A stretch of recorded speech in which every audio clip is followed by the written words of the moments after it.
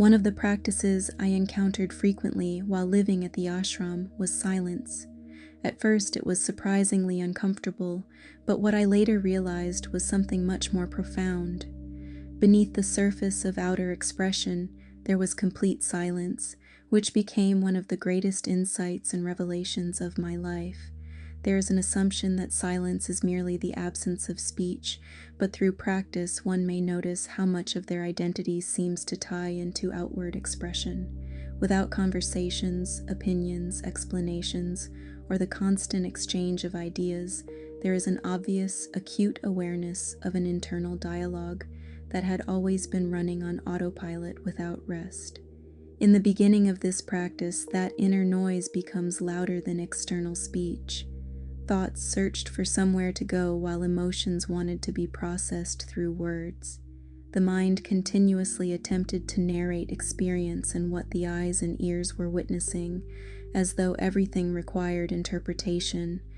Then, after so many days of silence, something profound began to happen. As the days passed, the need to express every thought started to lose its importance. The internal commentary lost its urgency to express itself, and beneath all the noise there appeared a stillness that had always been there all along. Silence stopped feeling like the absence of something and became a presence in simply being. This is perhaps why silence has occupied such an important role in many contemplative traditions. When external expression is removed, the individual begins to witness the mind's mechanics. Patterns that were hidden before come to the surface for witnessing or examination. The endless need to explain, comment on, justify, compare, judge, and reinforce identity becomes apparent. Carl Jung, the Swiss psychiatrist who founded analytical psychology, taught that much of what drives human behavior remains unconscious until it is brought into awareness. From this perspective, people often use constant conversation, activity, and distraction not simply to communicate, but to avoid feeling unresolved pain, fear, grief, or uncertainty within themselves. Silence removes those distractions and serves as a mirror, revealing what has been hidden beneath. What feels uncomfortable isn't silence, but the parts of oneself one has been avoiding. There is nothing wrong with language. Language is one of humanity's greatest tools. It allows knowledge to be shared, relationships to be formed, and ideas to be transmitted across generations. But after a certain point, language can become a distraction. The mind becomes so preoccupied with describing reality that it stops experiencing it directly and intimately. Attention becomes absorbed in concepts, and life is filtered through interpretation rather than experienced as it is. The Bhagavad Gita discusses mastery of speech. Among the disciplines it describes is the restraint of unnecessary words and the cultivation of speech that is truthful, beneficial, and measured.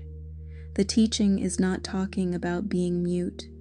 Rather, it invites awareness of how much energy is dissipated through unconscious expression. Ramana Maharshi took this understanding even further. He often referred to silence as the highest teaching. To him, truth was transmitted through direct recognition of that which exists prior to thought. Words could point toward reality, but they could never replace the experience. The Avadhuta Gita moves in a similar direction. It reminds the seeker that what they truly are cannot be captured by concepts.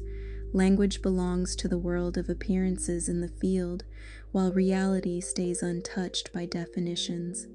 The deepest understanding happens when the mind becomes quiet enough to perceive truth that lies beneath interpretation. Silence has become one of my greatest teachers and part of my continued being and experience, within which space, freedom, stillness, and peace arise untouched by thoughts and interpretations.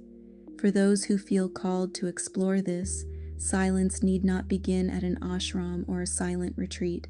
It can begin with a few minutes each day. No music, podcasts, conversation, no distractions. Simply sit, observe, listen.